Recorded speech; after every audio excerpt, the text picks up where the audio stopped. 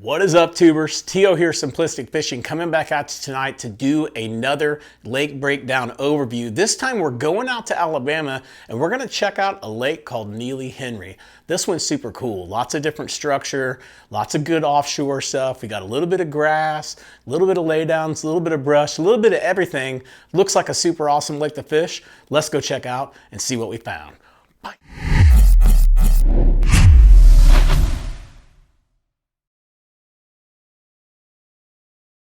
Before we jump into Neely Henry Lake, I wanted to show you guys the fish attractors that they have put out there. Now it looks like they've got some type of a homeowners association, maybe not homeowners association, but some type of association that works on creating these fish attractors for you.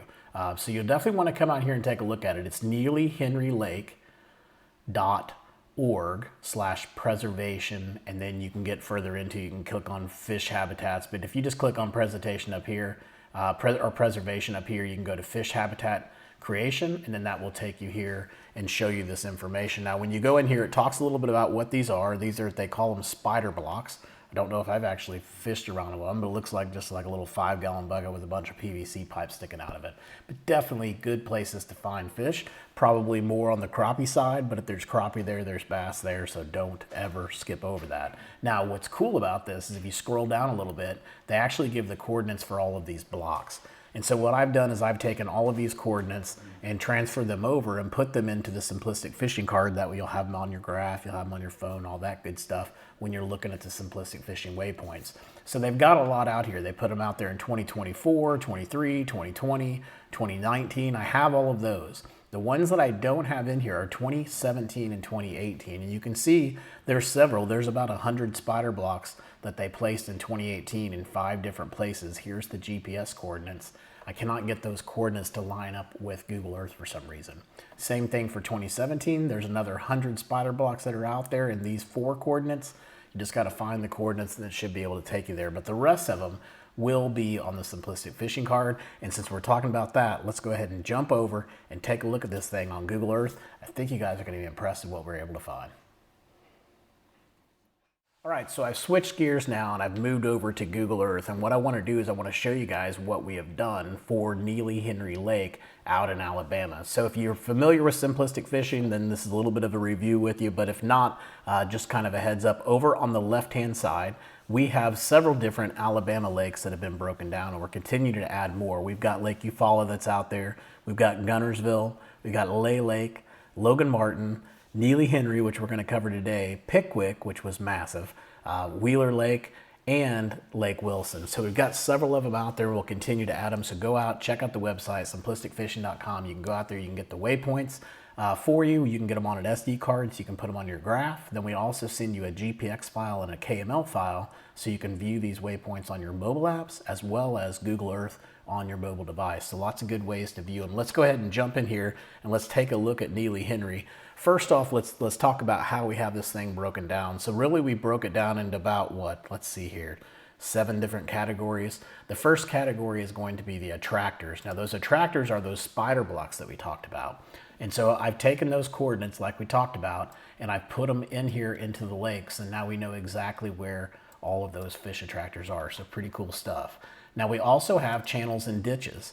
Lots of different channels and ditches throughout this lake, and so what we do here is we actually create a track. And so we go in, we look at this lake. The internet's going a little slow right now, but we go in and we look at this lake, and what we're looking for is we're looking for the actual channel. So we'll bring the water down. This is in 2024. Let's go back to 2015. This is a pretty good one here. So we'll go back to 2019. The water was pretty far down in 2019. Well, as you can see, we can see exactly where that channel is. And so what we do is we go through and we mark all of those channels that we can find on the lake. And then we also mark ditches too. So like in this case, there's a little ditch that comes back through here. And we just want to mark that because when the water's up, you won't realize there's a nice little ditch back in there. And there's lots of different areas like that. One's there. We've got several up in that section, a few down here, down to the southwest, a couple down in here. So quite a few little channels and ditches to take a look at. And then of course up here, I don't know how shallow it gets up here. We have a pretty good little channel that comes up here too as well. All kinds of nice little offshoots from the main river and stuff like that. Then we've got cover and structure. Now, cover and structure can be a lot of different things. It can be laydowns. So if we saw some significant laydowns that were out there in the water, let's say that we'll go down here to the southern side, and let's go down here into this little pocket that's back here. You can see there's several different laydowns that are here. The imagery is kind of hard to see, but you can see this shoreline, for whatever reason, has a ton of different laydowns on it. So we've marked those laydowns for you, the ones that stay pretty consistent throughout the years. So lots of different laydowns there. There's also brush. So if you see us label brush, especially on Neely Henry, it's basically laydowns, or it's some kind of a pile of trees that we saw that we're saying is brush, and that's just what we could find when the water was down. So lots of stuff here. You can see all the different laydowns. There's also some different areas where we have some debris. So like up in here, if we go up here, I believe it's this little area. Might be hard to see, but you can see it's just piled up with debris. There's also some debris that we marked where it's old docks. So like old dock pilings and things like that that you could fish around. We've got culverts that are marked out there too, if we were able to see them. So a drain up there, many, many different things that you could take a look at. Then we're going to switch over. We're going to skip over the offshore side, and we're going to switch over. We're going to talk about ramps and slabs. So I've marked all of the ramps and the slabs that are on this lake. The slabs are going to be more for all your personal little slabs, little concrete slabs that they put out there. And then if it says ramp, that's going to be more for your major ramps, your county ramps and things like that. Why do I mark these? Because they can be valuable, valuable places to fish. The fish love to set up on that concrete, that hard rock, and it'll attract the small fish. And obviously if you're attracting the small fish, you're attracting the big fish. So don't write off all the ramps and slabs. Believe it or not, there's actually a time and a place when that becomes a pretty productive pattern.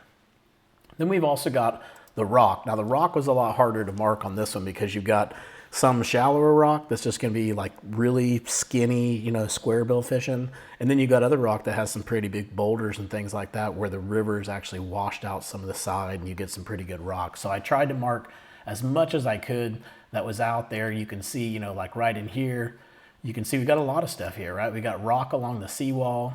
We've got a couple slabs that are back here. We got some more rock there. We got a brush pile that's back over here. We got a creek channel up here. So you can just see we did that throughout the lake to really mark all of the high percentage areas of where we believe, you'll really have a pretty good chance of finding some fish. Now, obviously you got to take these waypoints, and then you got to take in consideration the time of the year that you're fishing, the water temperature, the water clarity, all that good stuff to really start to put some of these pieces of the puzzle together. But this is going to give you a true breakdown of all the good stuff that's out here on the lake.